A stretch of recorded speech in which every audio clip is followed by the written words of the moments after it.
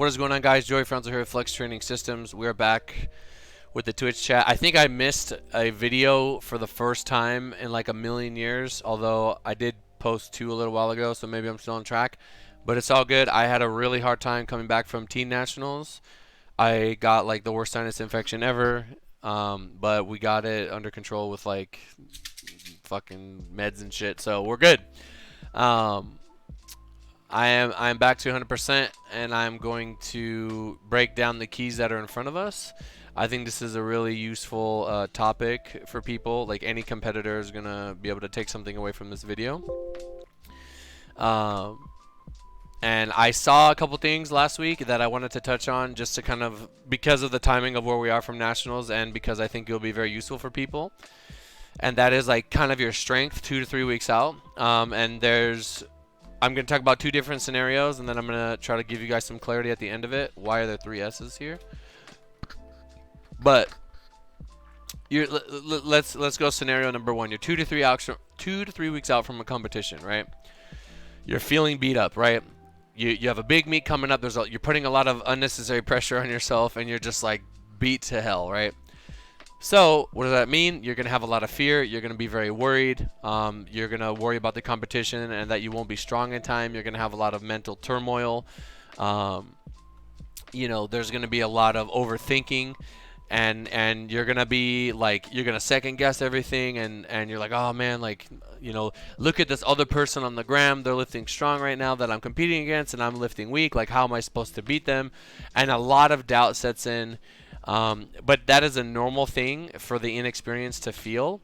Sometimes you can be very experienced and you still feel that way, but you're mentally strong enough to kind of pull yourself out of that situation and be like, oh wait, I've done this many times before, or you know what, I really trust my coach and he's never brought anyone in bad, so I'm gonna stay the course. I'm gonna stick with the process. And the taper usually solves everything.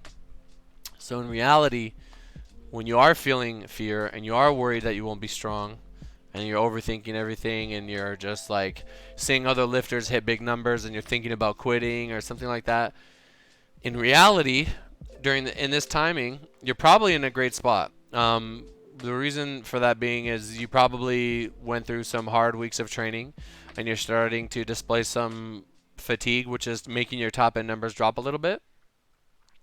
So you're probably in a really good spot to kind of pull down from that point and time up your peak perfectly to be able to compete on the platform very strong, right?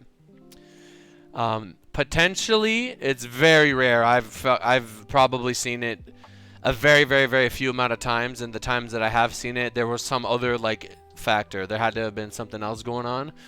They got sick, something happened in their life. It's extremely rare.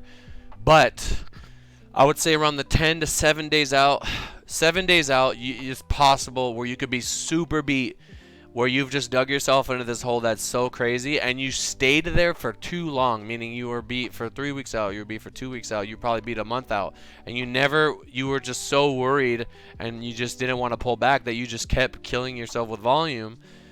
You were never able to get out of that. So what happens is your body's going to do the best it can to recover, and oftentimes is like, and instead of really kind of coaxing your way up and recovering and pushing your body in the right direction to be strong, is you kind of just like, even with rest, like you hit a little, your strength comes up a little bit, but it's not nearly as much as it could have been, and you do actually tank your numbers. But it's so rare for that to happen. It's like, I cannot tell you how hard it is. That is like, you have to really be going ham for that to happen. So you have to just like be under eating, you're probably losing weight during this process, and you're just overtraining like crazy. Super rare. I've never see it. So when you think that you're not going to be strong in time around this timeline, you're probably in a great spot. That is the most likely scenario. Granted, everybody's programming is weird. Like someone else might have tapered you like super early, and now you're kind of getting weaker, and now you're detraining, and now you feel weak, and now you're kind of screwed, because there's no way you're going to have time to like build your strength back up, go through a couple rounds of like feeling good, feeling a little beat, recovering, feeling good, feeling a little beat, recovering, to kind of bring your strength up. You don't really have that. So again, that's why everything is like potentially, maybe, you know what I mean?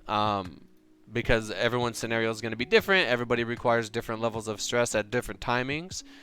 For example, for a bigger lifter, I would push this farther out. For a smaller lifter, you could pretty much run it up to the last minute.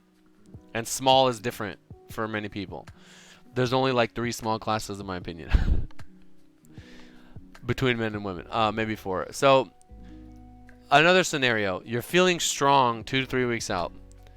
You're very confident that you're going to have a strong performance. You're even overconfident. Is this one word? Someone help me. I don't know how to English. Right? You're overconfident. You're forgetting technique work. You want to keep your numbers high for the gram. You start to get caught up in pushing numbers. So you're squatting higher. You got all that matters is that you're adding more weight to the bar. But you're super confident. You're like, man, like look at my numbers. Like I'm 3 weeks out. I'm going to be super strong for the meet, right? Potential reality. Your recovery is good enough, but your recovery is good, so your numbers are high, and your stress is enough. This is where we want to be, to where your numbers can stay high consistently, right? Because we need to compete soon. We want to kind of keep our numbers kind of pushing higher and higher, but we don't want to pull back too much. Where now we're getting weaker, we taper too early, things like that. Or the taper is coming in too fast, meaning you're pulling your volume down a little bit too low, and now your strength is starting to come up, and it's coming up at the wrong time. It's coming up 2 weeks out. It's coming up 3 weeks out. And now you're kind of in this weird scenario where how do I maintain my strength leading into the competition if I already pulled my volume down? I don't want to add too much back in because then I'm going to incur fatigue, things like that. So your numbers drop from there, especially, in smaller lifters. So again, if you're a smaller lifter and you pull your volume away too early, this happens a lot, especially with beginner coaches when they're programming, is that you're pulling your stuff out too early and you probably peaked like a week or 2 before the meet, and then you just tried to maintain, but you weren't as strong. So your mentality coming in is good because your numbers were high. You were strong. You're like, oh man, like look at my numbers. But because you had so much rest leading into the competition, you screwed up now. You're going to be weaker than what you were able to display in the gym. And it's almost like you have this false sense of security. I believe that's what I posted in my story. I said you have this false sense of security. You think you're going to be a lot stronger than you actually can be because you pull things out way too early, and now it's really difficult for you to kind of maintain that unless your frequency is like super high or whatever. So how do we like get out of this? How do we do this in a way that's best for us? You want to build up confidence. So mentally, you want to build up confidence in your process over time, meaning you've ran through this process many times. Maybe you realize that feeling super beat up 2-3 weeks out is not good for you, and you should be somewhere in the middle, and that leads to your a better peak, and it gives you a good sort of like mental state of mind to be able to compete at the highest level. Or okay, I do really well if I'm like decent 2 to 3 weeks out, and then I get one little burst of volume in that last week, almost like 14 to 8 days out. I really roast myself, and then I just pull down volume hard, maybe keep singles in, pull your volume down real hard about a week out, and that works really well for you. This is why it's something that you need someone competent to kind of figure out. You have to run through it a few times. Every lifter is different. But over time, you're going to build up confidence, and you're going to find a process that works for you.